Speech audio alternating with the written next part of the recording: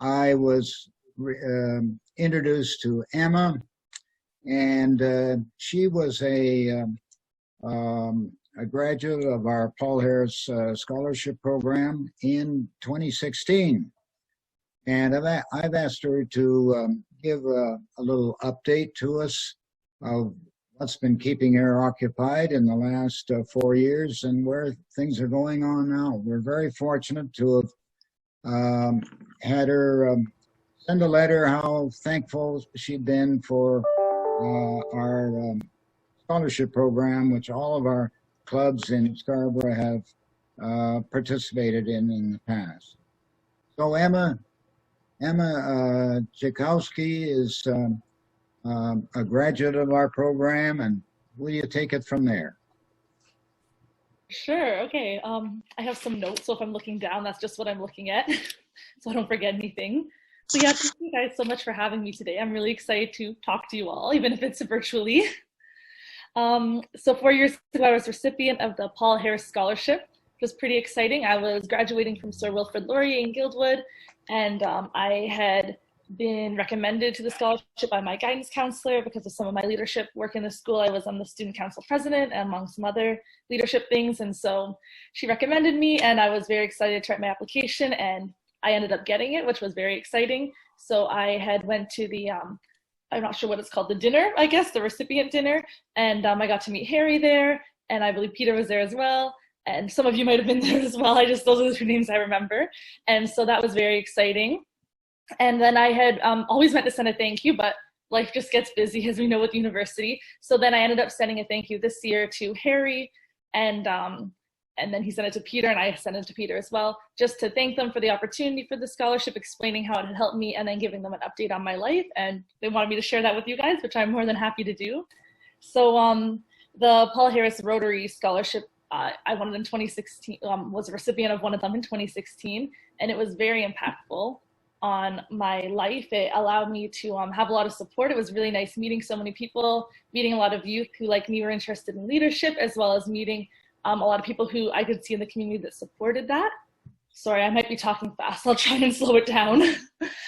So that was really great to have that support, you have that backing, especially during that kind of transitional time when you're trying to figure it out. Having the support, knowing that what you're doing right now is helping people and is being recognized is really cool. As well, the financial support that the scholarship offered was really helpful. University residents are expensive, so having it really allowed me to excel at school, as well as excel at some extracurriculars I had the opportunity to do because I had that extra support. So I ended up going to Mcmaster University the next year, which was really exciting. I started out in the sciences program, but I specialized later. And now I'm graduating with a Bachelor of Applied Sciences from Mcmaster with a minor in social justice and inclusive communities, which is pretty cool. And I also have a specialization with my degree in autism and behavioral sciences, which I'm very excited about. And I'll go into all that in a second, I guess. So because I was able to get some extra scholarship money, it really allowed me to focus on some extracurriculars that I could pursue in the Mcmaster community. So I was involved in first year council during my first year, which was a very cool opportunity. I was able to be elected to Matthews Hall representative. So that was my residence that I lived in. They have residence representatives from each residence on first year council to kind of represent the first year students in smaller chunks. And so I was elected to represent my residents, which was very exciting. I got to kind of share my residents' perspectives with the council, help to vote with different first year issues, and gain different perspectives from first years, specifically in my residence, to help make impacts on the rest of the school so that it would be more accessible and accommodating to first year needs. I was also able to bring the residents together through activities. So I had something called a cookie chat in my first year. And so I basically invited, made it very public on our residents' Facebook groups. And I invited everybody in the residence to come down, have cookies with me. And then we would just talk about different issues they had, different ideas they had for our residents and for first year in general.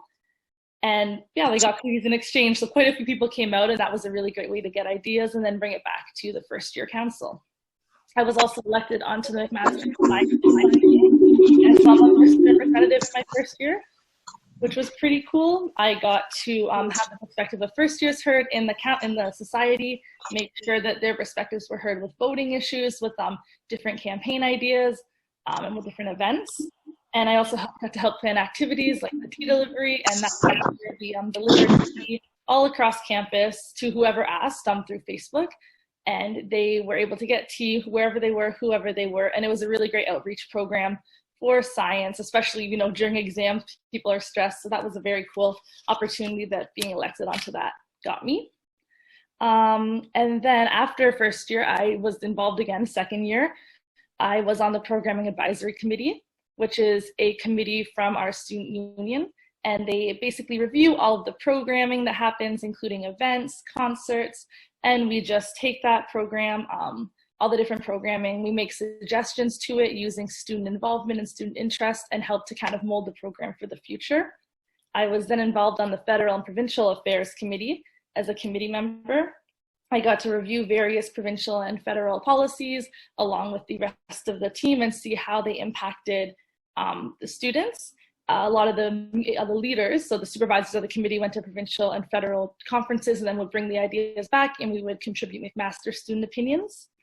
I also helped to write the health and wellness policy for the MSC, for the student union, the Mcmaster student union. And that helped to give guidelines for Mcmaster about what their different health and wellness programming and resources should look like. So that was a very cool opportunity to be a part of. This past year, I was involved as a Shinorama Welcome Week rep. So Shinorama is an organization through universities that helps to encourage students to both donate money and go into the community to fundraise for money for cystic fibrosis. And so I was a Welcome Week representative, which is during the first week before school starts, all first years come to campus, they get tours, and it's a really cool way for upper years to make them feel welcome, make connections with them. During my first year, Welcome Week representatives were huge in making me feel welcome and included in the community. So it was really cool being able to give that back.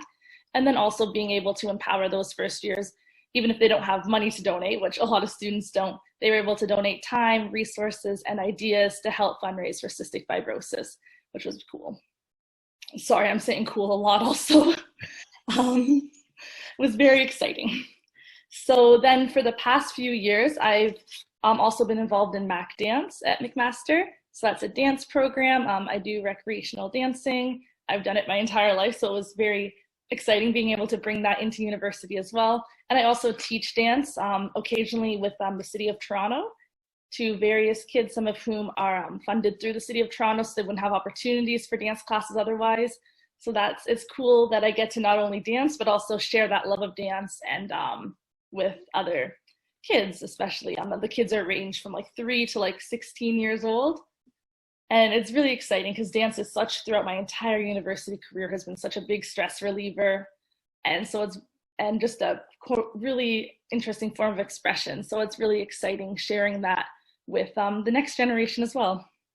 For the past couple of years, I've been involved with something called Best Buddies as a peer buddy. So Best Buddies is an organization which pairs students with adults with intellectual and developmental disabilities. And so you'd basically meet up with them, develop a friendship with them. You would meet up with them at social gatherings hosted by Best Buddies where all the different buddy pairs would go. And you also meet up with them on your own. Me and my buddy, who's now become one of my best friends, we go to different cafes together. Sometimes we'll go to breakfast together. And it's a very cool opportunity to change your perspective, even if you already have an open perspective. It's just incredible, like forming an actual like deep relationship with somebody who society basically kind of biases you to think are so different or, you know, not capable sometimes even of forming deep relationships. So being able to have that opportunity and then share that perspective with others is really powerful. So that's an organization that's really dear to my heart now and that I plan to continue. So now that I have finished school, I'm graduating with a Bachelor of Applied Sciences in Human Behavior with a specialization in Autism and Behavioral Sciences, and that's affiliated with Mohawk College as well. So I'm getting both a certificate and a diploma. And then I'm also doing a minor in interdisciplinary minor in social justice and inclusive communities, which has a large social work backing, which is really interesting. I got to take a lot of courses there involving feminism, peace studies, race, racialization, colonization studies, Indigenous peoples, disability and social work.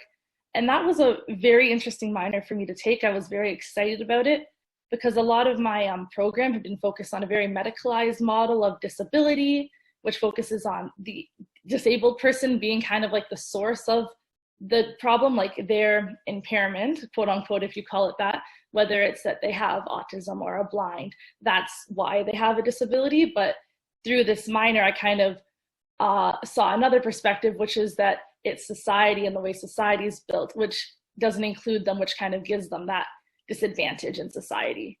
And so that was a very cool perspective to have, especially going on with my career in studies. And so through that, and through that interest in that kind of sector, I was able to apply for 2 masters. The first master I applied to was Peace, Mediation, and Conflict Resolutions in Finland at Akko Academy. And the second master's program I applied to was a Master's of Arts in Applied Disability Studies at Brock University. So because of finances, as well COVID, possibly not being able to travel, and just my large interest in disability, I chose to go to Brock, which I'm very excited about. So I'll be starting a master's program in Applied Disability Studies there in the fall. And so I hope to continue kind of the work that I've started in university, in my undergraduate, as well as continue some of that volunteer work and continue those experiences into Brock. And, sorry, just checking my notes here. So I plan to, continue my best buddies and keep in touch with my current buddy, as well as hopefully get a new buddy. The program is very research focused, which is exciting, and the supervisors have a lot of community-based research, which I'm interested in, because a lot of that research includes disabled people as active and competent contributors to the research, whereas a lot of times research is done on disabled people and not with disabled people. So I'm very excited for that. Also, you might notice I'm using the term with disabled person instead of person with a disability. And so, sorry, just to explain that, it's called identity first language instead of person first language. And so a lot of people use person first language, or like we've been taught to use person first language because we're taught that like a person should be a person before their disability. But identity first language is what a lot of self-advocates have shown they prefer, and that's because they want to be recognized as a person regardless of their disability, not before their disability. So by saying disabled person, you're kind of saying you're a person regardless of the fact that you have a disability, not before the fact that you have a disability. So that's just an interesting piece of information, I guess, just to explain my language. And so I have done some research this year, which I hope to continue into my master's program. So this year I was able to do an independent research project, which is basically a thesis, just a different variation of it. And I was doing it on helping to disabled people, specifically autistic adults, to better have their sexual and citizenship, intimate citizenship rights met. And so the United Nations has a United Nations Convention on the Rights of Persons with Disabilities. And some of the things in there include their sexual and intimate citizenship rights. And so a lot of that isn't covered currently with policies in Ontario, despite like a lot of need for it and a lot of outcry for it. And so I helped to, and so as my thesis or independent project, I researched a little bit into that, into where we're lacking in our programming, currently lacking in our policies. And then I helped to create a mock program. It's just a proposal for a program that would be a blueprint that that would help to create a program that would kind of fill those gaps that are currently missing and help intimate and sexual citizenship rights as described by the United Nations to be met. So that was a really exciting project and something I hope to continue into my master's career. Let's see, I've also had a few employment opportunities, which have kind of contributed again to my experiences and my passion in the disability field. I've worked with the City of Toronto as a summer camp leader for quite a few years. I teach dance there, and to kids age 2 to, or age 4, sorry, to 12. I choreograph many dances for them each summer. And it's very interesting because you meet so many different participants from all different places in life, all different ages. A lot of it, again, is funded through the City of Toronto subsidized programs. So a lot of kids who might not be able to attend summer camps otherwise. And it's a really cool opportunity because you meet so many kids with all varying abilities, and a lot of kids might either have extra behavioral challenges or struggles, or they might have needs for one-on-one support. And so being able to accommodate programs has been really important to me, being able to make it accessible. So a lot of times, if a kid doesn't want to, since I'm the dance teacher, if a child doesn't want to dance for whatever reason, I like try and find different accessible alternative participation methods. So if they really don't want to dance, I'll let them control the music, or I'll let them help me count the counts for dancing. So it's been really interesting trying to find alternative ways of accessibility, and it's been really important for me to develop those different ideas of accessibility and what accessibility means, especially in terms of disability for my future career, hopefully. I've also worked as with Explorica, which is an educational tour guide company, as a tour director. So I give tours to mostly grade 7 through 12 students in different Toronto cities like Quebec, Toronto, Niagara Falls, and Ottawa. And so the kids come from all over Toronto, the US, Australia, even my old middle school I got to tour.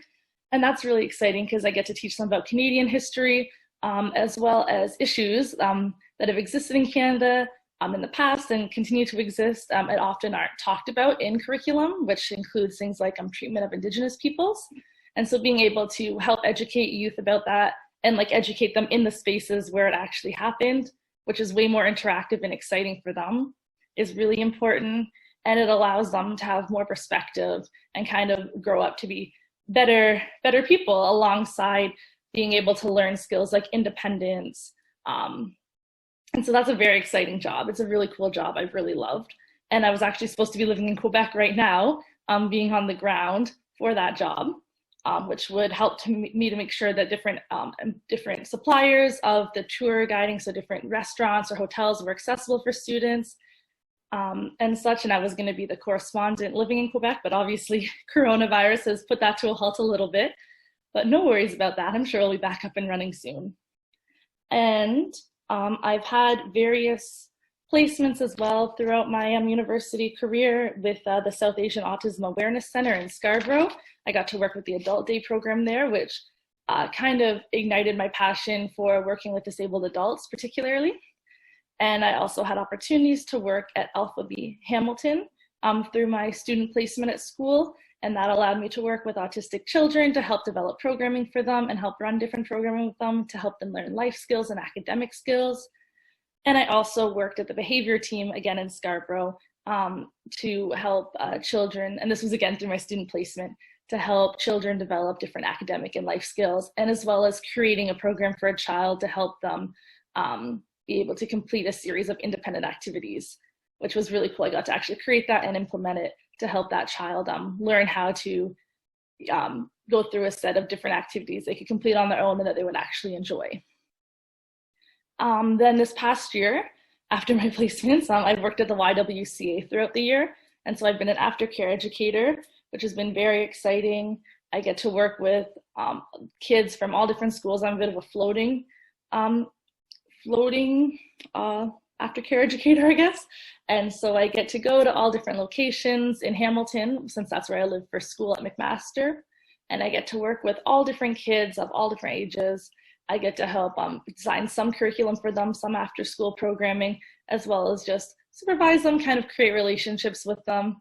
And that's again been very exciting. A lot of them too don't necessarily have care directly after school, so it's been exciting getting to work directly with them. Behavior innovations I've also worked with this year, and it's similar to my student placements. We go to different people's houses and help to provide one-on-one programming for primarily autistic children is what I worked with. And with that programming, we help to teach them different academic and life skills that hopefully they'll be able to carry with them. And as much as it would be great if society could adapt to suit them, until that happens, it will help them to better function in the world. Hopefully, that's the hope anyways. So that's kind of what I've been up to for the past 4 years. And then I kind of touched on what I hope to do with my degree, with my master's now. So I'm going to be moving to St. Catharines and Brock in the fall, or whenever in-person school starts again. And I'm very excited to continue studying the field of disability studies, to continue in community-focused research, which really includes disabled people, as well as really focus on intersectionality and disability, which is of huge interest to me. So that includes different racialized groups, indigenous groups, and how how having a disability impacts them differently than it would, say, a white person, and especially in regards to police interactions. If somebody has a disability and is a racialized part of a racialized group, so that's of specific interest to me, as well as how different communities can better accept people with disability and create social safety nets for them. So those are some of the things I'm interested in and that I hope to pursue through my research. And since it's a research-focused program, I'll be writing a thesis, and hopefully I'll figure out exactly what that's going to be in the next couple of years, though I have a couple ideas. And yeah, I'm excited to continue on studying disability, studying intersectional disability, and really focusing on how I can best help disabled people and just, I guess, the world in general, hopefully. So yeah, that's kind of everything about me. I don't know if I have anything else to add or if you have any questions. If anybody's got any questions, just hold down the space bar if you mute it and ask away.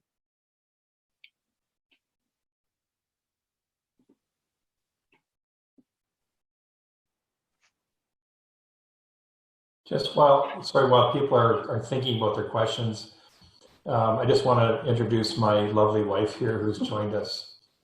Hi, everybody. Hi.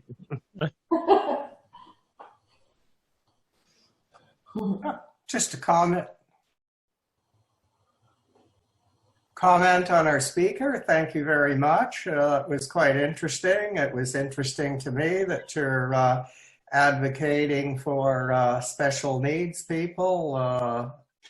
In the last century, when I was in the teaching business, that was my specialty, dealing with special needs kids at secondary level. So nice to see what you're pursuing, and seems you're doing a great job. And I wonder when you're going to run for politics. I understand one of these years Justin may want to retire, and you have a job there.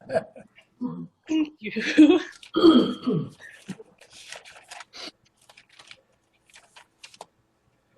anybody else have any questions for Emma? Okay, go ahead, Beth. Arthur?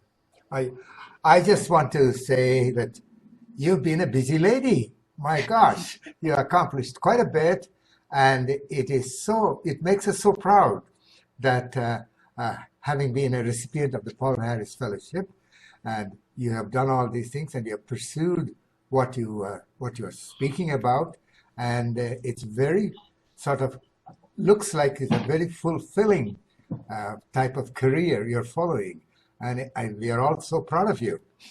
Thank you very much. Yeah, I'm very excited to continue in this field. I've learned a lot already, so I'm excited to continue learning, especially from like community members in the disabled community themselves.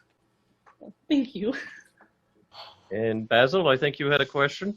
Yes. Emma, having gone through our Paul Harris scholarships and being such a wonderful success, if you had to advise us going forward on awarding all these scholarships, what attributes would you suggest we look at? Ooh, that's a question. I guess a lot of like why they're like, not just that they're involved in extracurriculars, but why it is that they're involved in them, like what their explanations are for being involved in them. I'm no expert, I guess, but just like looking at like if they want to like help their community, if what their goals are for their involvement in extracurriculars, what their end outcome is. Is it just that they want to host the best party, or is it that they want to be able, like party for, I mean like semi-formal or prom, if that's the goal, or if they want to be able to like contribute to making a difference in their community, and also I guess just looking at different curricula, like their involvement in extracurriculars and their involvement in their community instead of just grades. I don't think you guys look at grades too much, but just because a lot of times grades aren't super descriptive from what I've seen of people's abilities and of their talents, especially in terms of leadership and community involvement. School definitely is incentivizing everybody to succeed. So it's yeah, it's important to look at, like, I guess, how their community involvement better reflects kind of who they are and what their leadership skills and abilities are. Thank you, Emma. Thank you. It was a good Peter? Yeah, I would just say that you've touched on a lot of those features that we're looking at right now, because this Saturday our committee, which meeting to decide which of the applicants came in this year. As I said, it was our 23rd year that we've been doing this. And you're an example of the kind of success our program has had. Thank you so much for being with us today and taking the time to let us know a little more about the life you've been leading. Thank you so much. Thank you for inviting me. Usually, I think my mom's been getting annoyed with how much I'm talking, so it's nice to talk to other people who want to hear me for once. Thank you, though. Are there any other questions for Emma? Oh, Harry. Barry just mentioned, I mentioned to Emma that when she goes back to Brock this year, is to look up to see if there's a Rotaract club, and if there isn't one there, she should start one. Absolutely. Definitely idea. add it to my list.